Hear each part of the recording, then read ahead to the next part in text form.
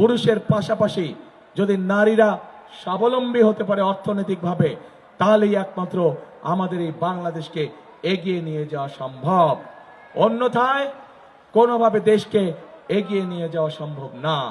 সেজন্যই আমরা বাংলাদেশের অর্ধেক জনগোষ্ঠীকে পেছনে রেখে আমরা আশা কোনোভাবেই করতে পারি না যে বাংলাদেশ উন্নতি করবে। বাংলাদেশ তখনই উন্নতি করবে যখন নারী পুরুষ কাঁধে কাঁধ মিলিয়ে একসাথে আমরা ইনশাল্লাহ কাজ করতে পারবো।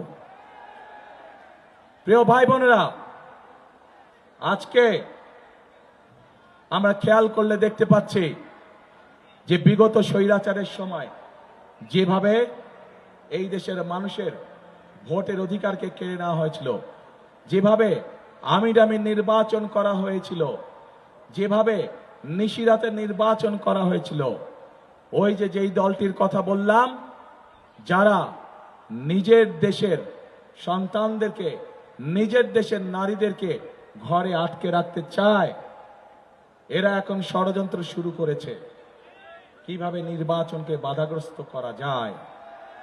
এরা এখন তাদের লোকজনকে মা বোনদের কাছে পাঠাচ্ছে এনআইডি নাম্বার নেওয়ার জন্য, বিকাশ নাম্বার নেওয়ার জন্য। এই খবর আছে আপনাদের কাছে? কাজেই তারা বলে সৎ লোকের শাসন কায়েম করবে। আরে ভাই, আপনাদের এই প্রস্তাবটাই তো সবচেয়ে বড় অসৎ প্রস্তাব। আপনারা অসৎ প্রস্তাব দিয়ে কাজ শুরু করে কিভাবে আপনারা মনে করেন যে আপনারা সৎ লোকের শাসন কায়েম করবেন? আপনারা সমগ্র জাতির সামনে মিথ্যে কথা বলেন যে আপনাদের অ্যাকাউন্ট হ্যাক হয়ে গিয়েছিল। বিশেষজ্ঞরা প্রমাণ করেছে আপনাদের অ্যাকাউন্ট কোনো হ্যাক ম্যাক কিচ্ছু হয় নাই। বাঁচার জন্য এখন আপনারা মিথ্যে কথা বলছেন। যারা নির্বাচনের আগে জনগণের সাথে মিথ্যে কথা বলতে পারে, তারা নির্বাচনের পরে কি পরিমাণ মিথ্যে কথা বলতে পারে এটি আমাদের সহজেই বোধগম্য। প্রিয় ভাই বোনেরা, আজকে নির্বাচনকে বিতর্কিত করার জন্য, বাধাগ্রস্ত করার জন্য এরা উঠে পড়ে লেগেছে। সেই জন্য আজকে এখানে লাখো জনতার উপস্থিতিতে আপনাদেরকে এবং আপনাদের মাধ্যমে সকল মা বোন এবং সকল ভাই বোনদেরকে, আপনাদেরকে এবং আপনাদের মাধ্যমে আপনাদের এলাকার সকল মানুষের কাছে আমি একটি আহ্বান জানাতে চাই।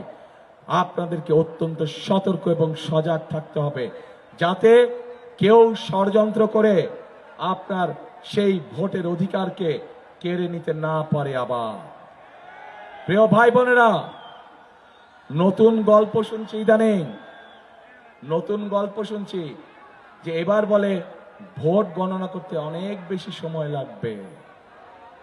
প্রিয় ভাই বোনেরা, এই দেশের মানুষ হয়তো গত এক যুগ ভোট দিতে পারেনি, কিন্তু ভোট দেওয়ার যে অভিজ্ঞতা তাদের নাই তা না।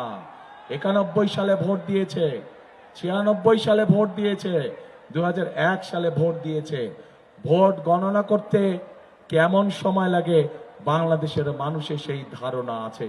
কাজেই যদি কেউ ভোট গণনা করতে দেরি হবে, এই উসিলা দিয়ে যদি কেউ কোনো সুযোগ নিতে চায়, প্রিয় ভাই বোনেরা, আপনাদেরকে তা প্রতিরোধ করতে হবে। পারবেন ইনশাআল্লাহ।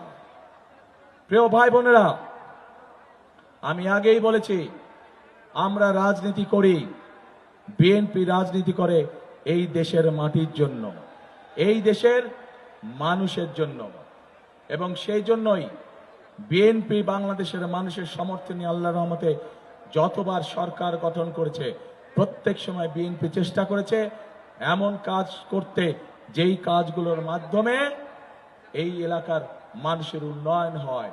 স্কুল কলেজ তৈরি করা, রাস্তাঘাট তৈরি করা সহ কর্মসংস্থানের ব্যবস্থা করা। কিন্তু আমরা বিগত 15 বছর দেখেছি, বিগত 15 বছর আমরা দেখেছি কিভাবে দেশের মানুষকে তার এলাকার উন্নয়ন থেকে বঞ্চিত করা হয়েছে।